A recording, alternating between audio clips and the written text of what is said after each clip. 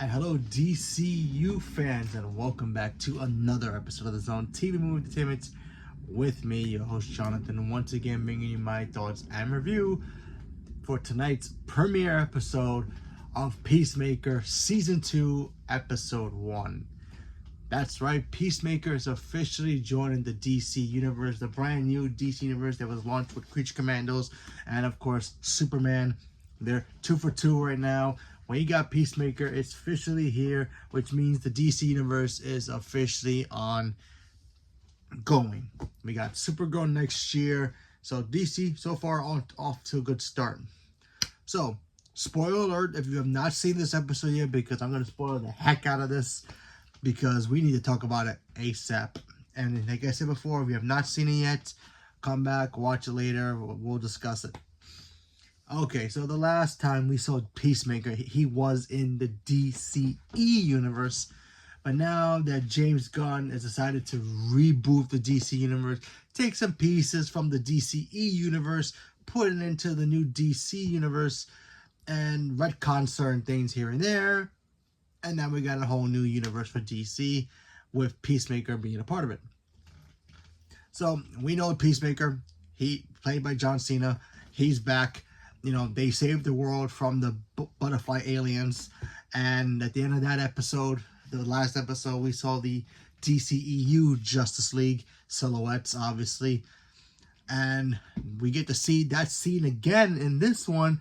Only this time it's been retconned to the new DC Justice Gang, which includes Superman, David Cornsweat, Mr. Terrific, yes, Mr. Terrific, Guy Gardner,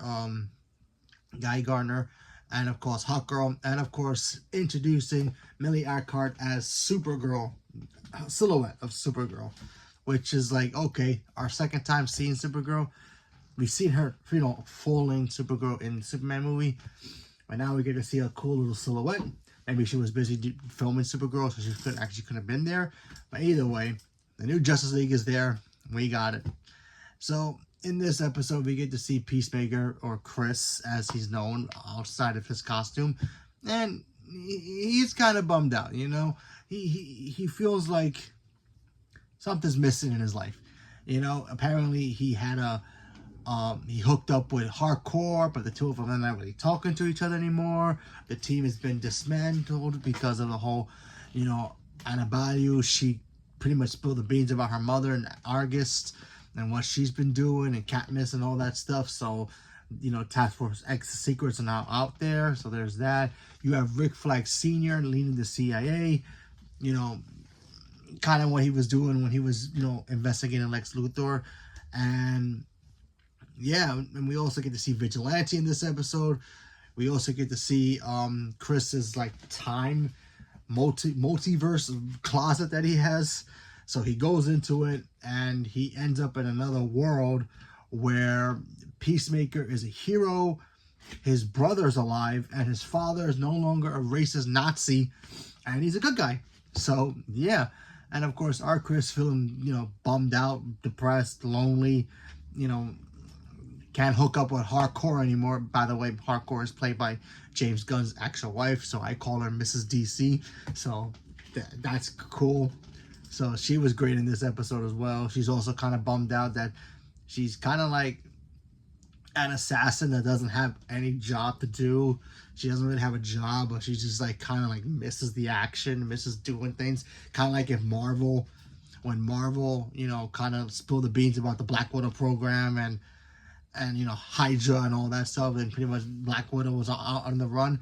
Kind of like that, except she was just sitting in a bar, pretty much drinking her sorrows away and feeling miserable at the same time, and also regretting hanging out with, you know, hooking up with Chris. So there's that issue with her. So yeah, you know, time is tough for this team. You know, Annabelle, she's pretty much doing her own thing. John, you know, the one who with the glasses, apparently he works for the CIA. They keep an eye on him to keep an eye on Chris, because Rick Flag Sr. obviously wants revenge for what happened to his son. So there's that. And of course, Vigilante, he works at a diner. So yeah. So back to Chris. We got to see him literally hang out in the alternate world where his father's not a racist and he's a good guy, his brother's alive, and the three of them like bonding, like they like he never had that experience. So we got to see Chris enjoy something he never had in his entire childhood. In his world, his father hated him. His father thought he was a piece of crap because he killed his brother, and also he was a racist. So there's that. So he finally got to experience what true, having a father-son bonding with brother relationship kind of feels like. So Chris kind of felt happy at the end. And then, of course, the ending, spoiler, we got to see Chris versus Chris, aka Peacemaker versus Peacemaker. And let's just say our Chris pretty much killed the good guy Chris. So, yeah. And now he is pretty much screwed, or is he? So, yeah, that's basically how it ends. He just basically kills the other Peacemaker, and now he has no idea what to do. Which, obviously, we kind of know what's going to happen. Chris is going to end up going to the other world. Maybe experience of being, that version of Peacemaker. Maybe beloved by fans or whatever. Or people love him over there. Who knows? So there's that. Is that apparently him and Hardcore are married in that universe, so they're or divorced or trying to get back together or something like that. So there's that. So I thought that was pretty interesting. But we'll see that probably next week's episode. I am bummed out that we got only one episode tonight. We usually get 2 or 3 episodes in other shows, including Marvel. But at least it was long enough to know that this was an actual show, not just like a 5-second Marvel thing that Marvel does. But I can wait next week. Anyway, even the entrance we got was new. I'm going to be honest. Catchy, but I don't think it's as catchy as the original. And don't get me wrong, I love the dance number for it. It was great. I don't know. I just felt that my only negative about this whole episode was the fact that the dance sequence, even though it was cool to see it, and I liked it, and I liked the music for it, it just wasn't as catchy as the first one, and do you really, really want it? All that from the first season. So that's my only negative about the first episode. But hey, you know what? It could grow on me. Who knows? We'll see. But I'm excited the fact that Peacemaker's out.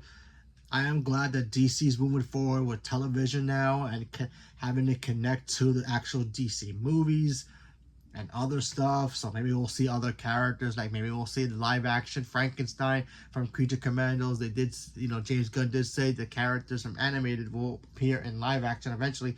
We have gotten our first character in that, and that's Rick Flag. So Rick Flag Sr., excuse me. So we know the Creature Commandos are already out there. So it's only a matter of time them popping up somewhere in DC, which I can't wait. They also some cool little Easter eggs in here. I didn't catch all of them.